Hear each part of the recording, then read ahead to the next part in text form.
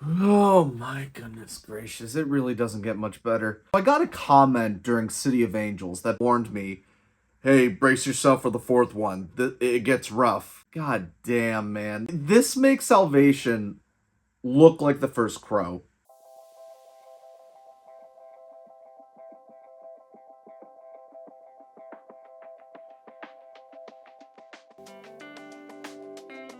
Hi, welcome to Film Stash. My name is Douglas Campbell, and today we are talking about The Crow, Wicked Prayer. Ex-con Jimmy Cuervo, played by Edward Furlong, tries to strain out his life when him and his girlfriend Lily are brutally murdered in a satanic ritual by a renegade biker gang, attempting to summon the Antichrist into their leader, Luke Crash, played by David Boreanaz. When Cuervo rises from the dead with the power of the Crow, all hell breaks loose. Before I dive right into the review, I'd like to give a quick shout out to my brother's girlfriend, Nikki Zalenski. She did the makeup for me this week, and despite it being a shitty movie with pretty much a big downgrade from what the previous Crow iteration's makeup designs were, I think she did a really fantastic job. She honestly, I think, made the makeup design look better. Thank you again so much, Nikki. In the 5 years between Salvation and Wicked Prayer, there have been attempts to make another sequel, whether theatrically or, again, straight to direct-to-video. And there was one notable exception by writer James Gibson, or at least he was trying to get it made. And it was going to be called Crow Lazarus.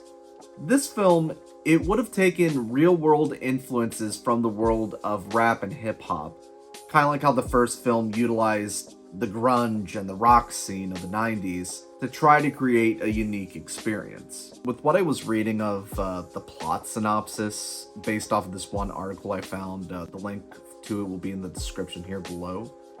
It really is interesting what this movie could have been, and then what we fucking ended up with, really.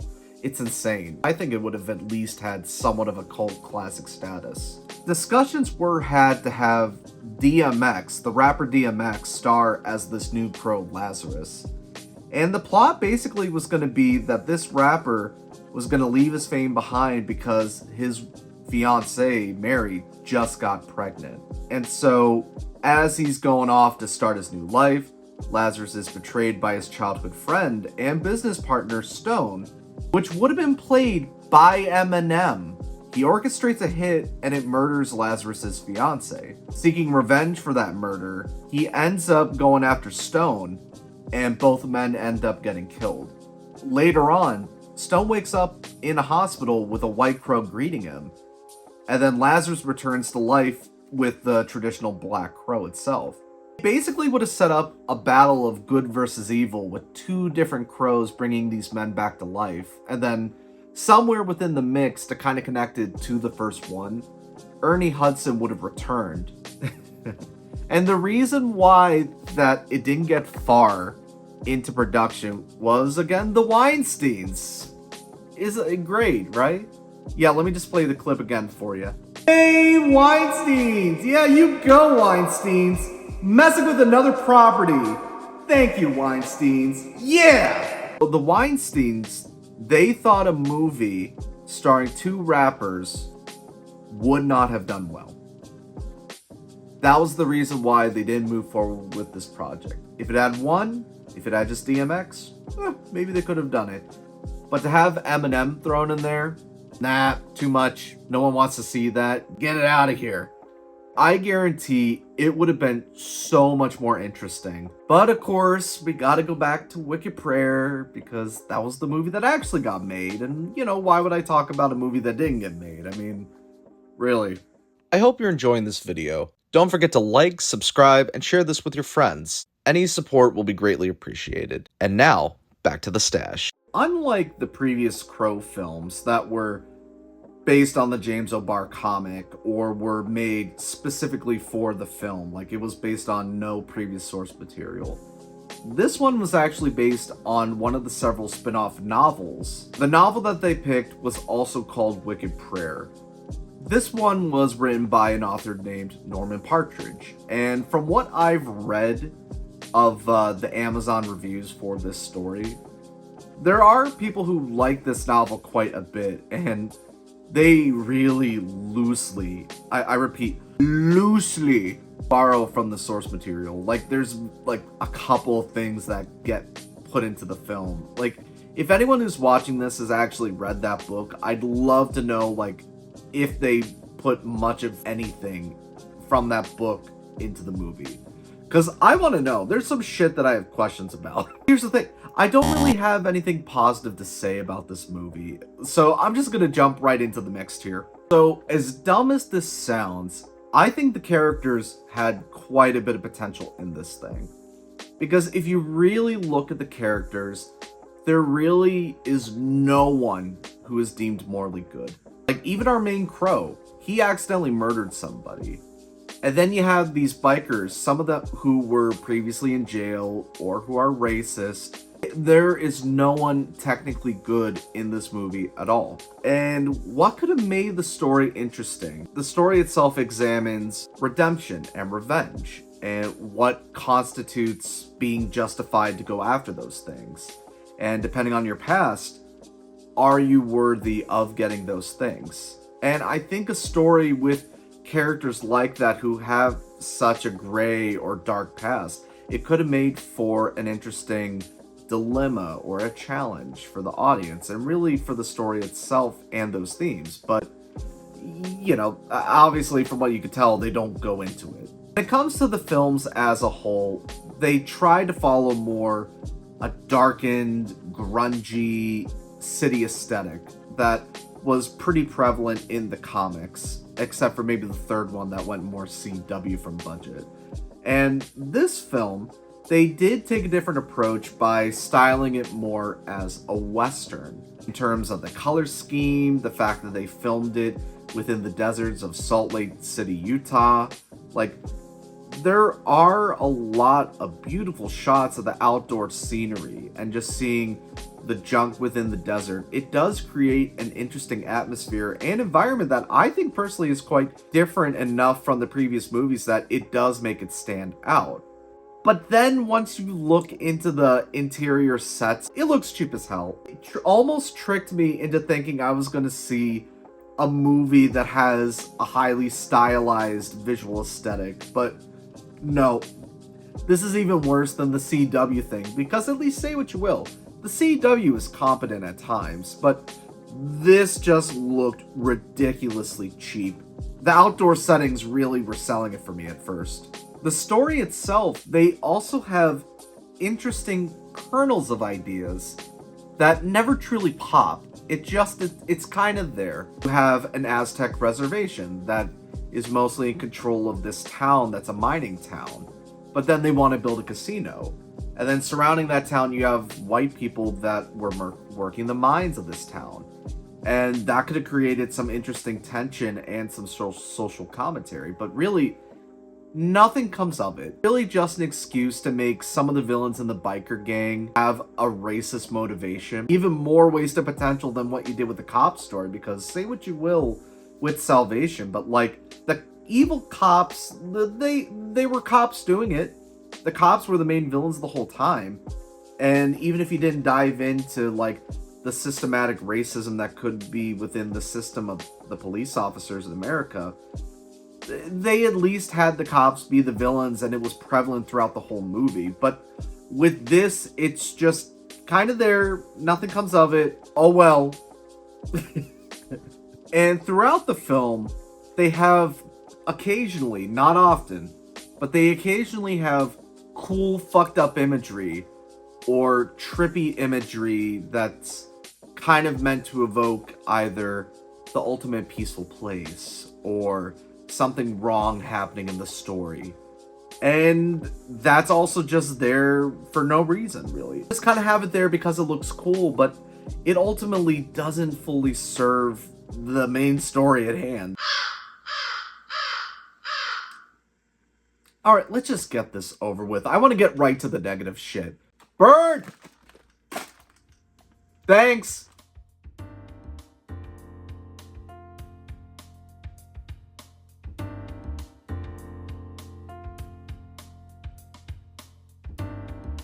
Alright, so for this week's popcorn review, I'm actually trying salted egg yolk popcorn. Now, truth be told, I don't really like egg yolks, like hard-boiled eggs. I really don't like it. But you know what? You live once, you gotta try it. You can smell something immediately when you open that. It really smells stale. Where joy gathers, huh? We'll see about that, Pop Smile. Here we go. It feels weird to touch. Down the hatch. Egg yolk. Let's go.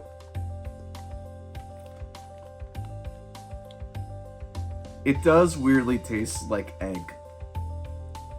It doesn't taste fully like an egg yolk, but it does taste like egg. It's weirdly got a little bit of a creamy taste to it. You know, it's not the worst. That's a 5 out of 10. Like, I wouldn't eat it again beyond what I'm doing here today, but it's okay. Oh my god, yes! Now let's get to the negatives. Let's get to the things that I don't like. And trust me, there's a lot of things that I do not like. In fact, you could just say this whole movie is a giant negative, honestly. So let's just jump even into the opening. The opening, like, compared to, like, some of the cool exterior shots that I mentioned, it doesn't look like it's shot well. That is what made it look cheap compared to the previous movies. And then on top of that, they introduce our main villains of the story. And they do something that no other movie in the Crow series has done before. They basically pull notes from fucking David Ayer's Suicide Squad, and they show everyone's stats and their names. It just looks fucking stupid. Even if you're doing a different style compared to the previous movies. And again, I look forward to something a little different. The fact of the matter is, you're doing it to be lazy, and it doesn't even look good. It just looks crappy. It's like, why even do that? Just write actual better scenes for your villains if you're gonna do it, because you're just kind of throwing it in there just to get any exposition out of the way. It's dumb. Oh my god. You know what? Hold on. I do have one positive I could say for this movie. Unlike The Crow Salvation, this film does have a visual style.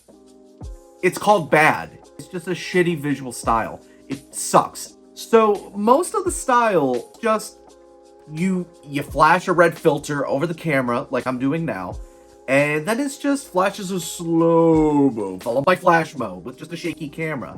It doesn't look good at all. And the fight scenes are edited and super choppy and cut because no one could fight for shit.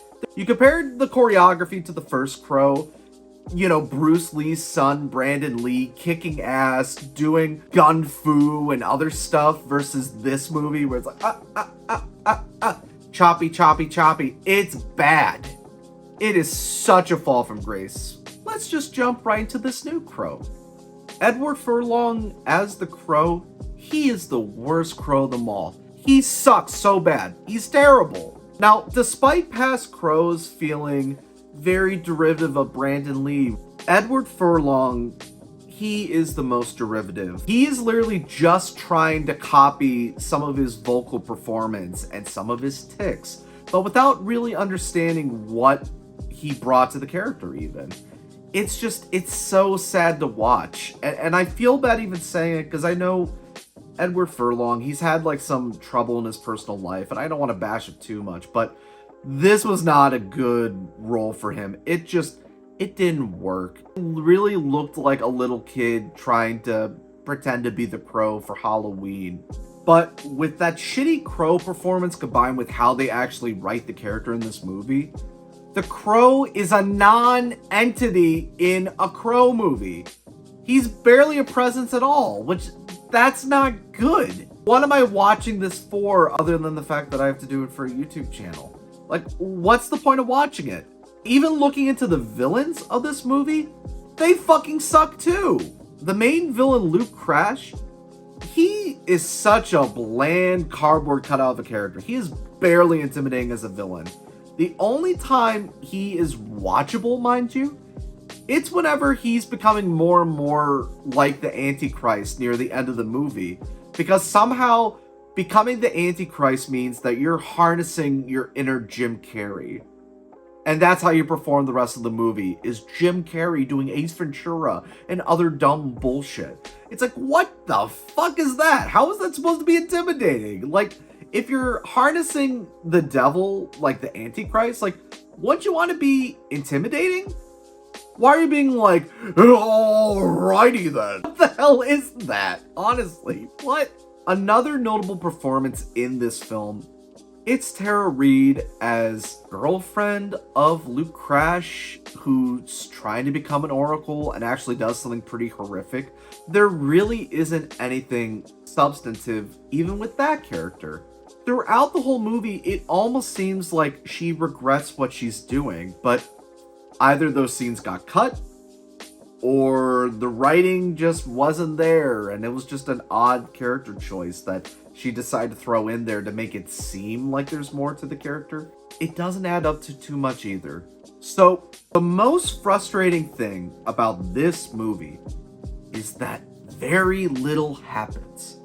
There's long stretches of nothing really happening, other than the crow coming up and being depressed and moping like he usually does, because they can't write the crow any different with any of these movies. And then you have the villains just kind of saying like, oh, we have to do this ritual. We have to do this ritual so that he could become the Antichrist. Oh, we gotta do it before sunrise. Oh, we gotta do it. We gotta do it. And they do some stuff, but there's no tension there because I don't take any of the villains seriously. Nothing happens, and then randomly, the weirdest fucking shit happens that makes it entertaining, but it's like, what the fuck, man? What makes the movie weird is that weird shit will occasionally pop up that's just completely out of nowhere. But Dennis Hopper, who, he's an iconic actor. He's been in some good stuff. He's been involved in some good stuff. He's also been involved in some bad stuff. And the performance that this older Dennis Hopper gives is an old white satanic priest pimp. It is so entertaining to watch, and he does so terrible with it that it's awesome to see. You have that. You have Luke Crash's Jim Carrey Antichrist performance. That's weird. You have Danny Trejo as the priest father to Lily show up and heal the crow by doing the crow dance. By dancing around shirtless doing the crow dance. And you just see his man boobies flopping around. Again, I was turned on, I'm just saying. But you see that happening. And the scene is played so straight. Random moments like this are crazy. But yet, most of the runtime, I'm bored as hell. I don't know what to say. With how little happens in this movie, whenever the crow gets murdered, comes back to life, mopes around, and eventually comes across the biker gang again, I thought at the very least we were approaching the halfway mark. Whenever I went to check like how much time was left, we were like 2/3 of the way through the thing. Like there was 30 minutes left and he's just confronting the whole gang again for the first time ever. What? What kind of time management is that, man? That is so awful. And there's no time left.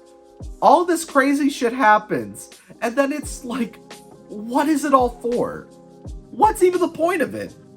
It is so bizarre. This movie's a goddamn joke, man. This is 2 out of 10. This is an easy 2 out of 10 movie. Alright, so for this week's recommendation, you know what? After going through a bunch of these shitty sequels week after week, just watch the original Crow. Do yourself a service. If you haven't seen the original Crow, watch the original Crow. I had my issues with it in the beginning, but honestly at this point, I like it way more now. Seriously, just watch the original Crow. Well, that's all the time we have for today here at Film Stash. My name's Douglas Campbell, and if you excuse me, I gotta add to the stash. God, I hope this remake is better.